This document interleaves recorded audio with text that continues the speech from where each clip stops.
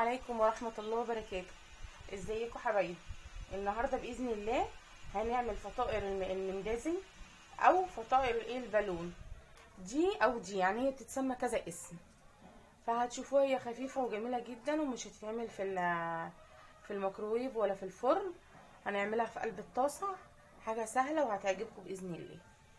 انا معايا بسم الله الرحمن الرحيم معايا معلقه خميره كبيره، ومعايا 3 معالق سكر، ومعلقتين او 3 معالق زيت، ومعايا كوبايه لبن ورشه ملح، ونص كيلو دقيق. النص كيلو دقيق ده يعادل 4 كوبايات. ماشي، هنبدا بسم الله الرحمن الرحيم. اللبن بصوا معايا، اللبن معايا دافي تمام، كوبايه لبن دافيه، وهنحط ال3 معالق سكر ومعلقه الخميره. بسم الله الرحمن الرحيم، خليهم كده على جنب ونقلبهم عشان ايه يتفاعلوا مع بعض. وما تنسوش ان اللبن دافي هيخلي الخميره تتفاعل بسرعه. اهو بسم الله الرحمن الرحيم، نقلب فيها كده. خلاص حبايبي، بص بقى، انا معايا 4 كوبايات دقيق، زي ما قلت لكم يعادل نص كيلو ونص كيلو دقيق. ال4 كوبايات نص كيلو دقيق. معايا رشه ملح، هنقلبهم كده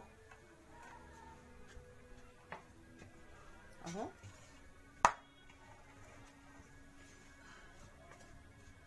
وهحط بسم الله الرحمن الرحيم، احط بقى الخميره بتاعتنا. بسم الله الرحمن الرحيم اهي، ومعلقتين الزيت، هما 3 معالق بالظبط اهو، عشان تبقوا عارفين المقدار. بسم الله الرحمن الرحيم، اقلب كده، وبعد كده اقلب بايديا. بسم الله الرحمن الرحيم،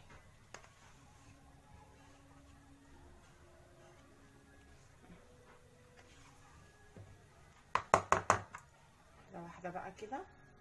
بسم الله الرحمن الرحيم، الله اكبر.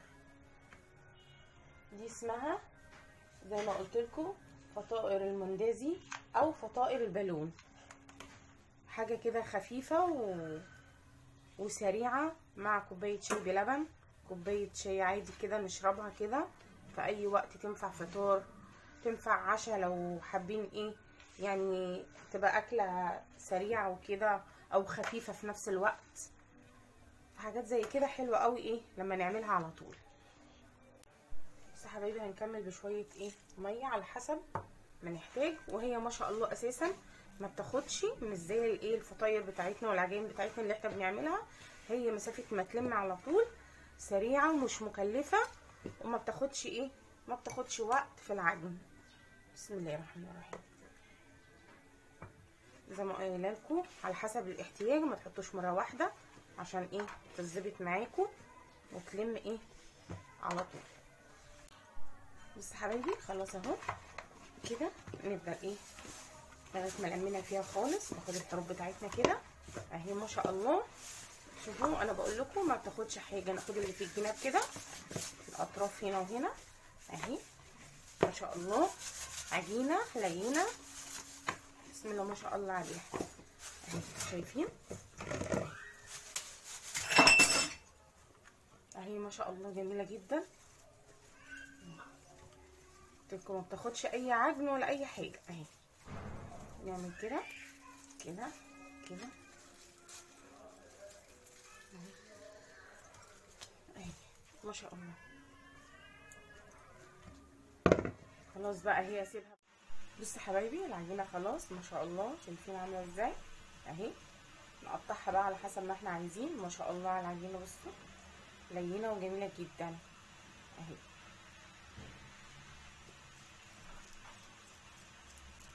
شايفين العجينه ما شاء الله. تقطعوا بقى على حسب ان التقطيعه اللي انتوا عايزينها تقطعوها. بسم الله الرحمن الرحيم اهي، بسم الله الرحمن الرحيم اهي، شايفين اهي. يعني ولا كبيره قوي ولا صغيره قوي، يعني في المعقول تقطعوها اوريها لكم هنعمل فيها ايه. بسم الله الرحمن الرحيم. اهي شايفين. بصوا حبايبي هرش رشه دقيق كده. بسم الله الرحمن الرحيم. هعمل كده اهي كده، افردها بقى ايه على قد ما اقدر. بسم الله الرحمن الرحيم كده اهي.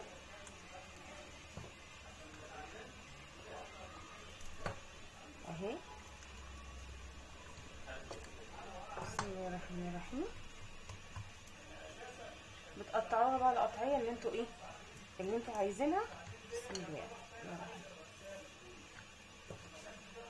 اهو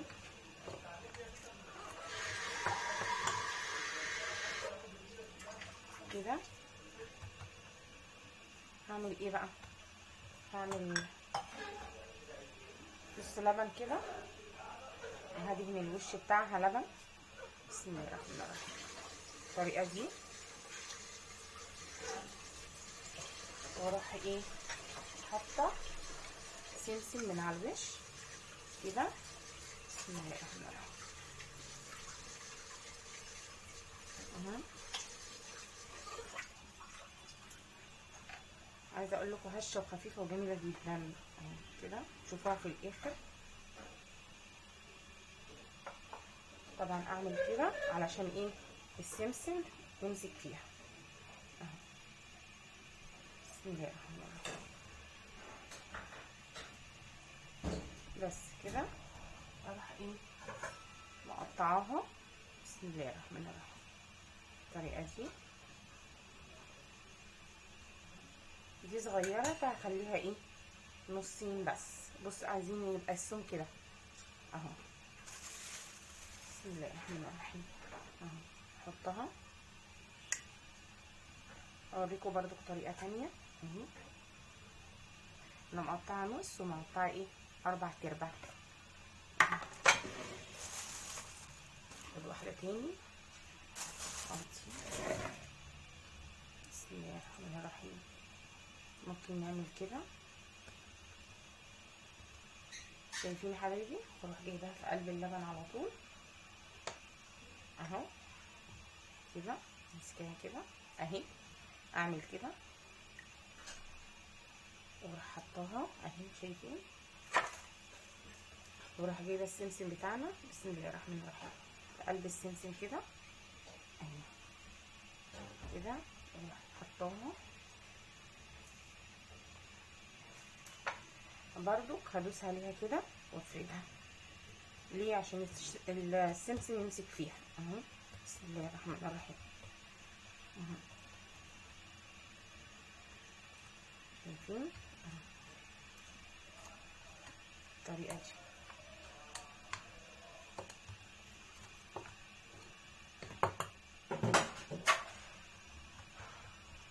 زي بقى ما انتوا حابين ايه تعملوها بالطريقه دي او دي براحتكم اهي. بسم الله الرحمن الرحيم كده. واروح مقطعها ايه 4/4 بالطريقه دي اهي. شايفين السمك بتاعها؟ انا عايزه السمك بتاعها كده اهي. تحطوا بقى ايه رشه دقيق هنا كده علشان ايه ما تلزقش منكم. واكمل بقى بقيه الكميه بنفس الطريقه دي. بسم الله الرحمن الرحيم. بصوا يا حبايبي هعمل لكم واحده تاني اهي عشان تشوفوها معايا اهي. زي ما هي كده حطها ايه في قلب اللبن اهو. حطها في قلب اللبن كده اهو. وبعد كده حطها في قلب السمسم بتاعنا بالطريقه دي اهي. بصوا يا حبايبي هعمل رشه دقيق كده معانا. بصوا بقى مقيه اهي. الطريقه دي ممكن تكون احسن اهي زي ما قلت لكم. بسم الله الرحمن الرحيم. هعمل كده احطها في قلب اللبن اهو كده. بعد اللبن احطها في الايه في السمسم كده وادوس عليها. بسم الله الرحمن الرحيم كده. هتاخد السمسم كله اهي. اعمل كده بسم الله الرحمن الرحيم اهي، وافردها ايه بايدي او النشابه اللي متوفر عندكم اهو. بسم الله الرحمن الرحيم. خليها سمكها معايا، ما تخليهاش ايه رفيعه قوي ولا تخينه قوي. دي زي ما قلت لكم جميله جدا شرب الشاي للفطار الصبحيه، حلوه قوي. والناس اللي بتعمل يعني ايه دايت وما بتحبش تاكل حاجات تقيله بالليل، برضو دي جميله جدا لما تاكلها ايه اهي. خلاص كده بسم الله الرحمن الرحيم. هقطعها 4 كده، اللي تقطعوها 2 قطعوها اهي. بسم الله الرحمن الرحيم.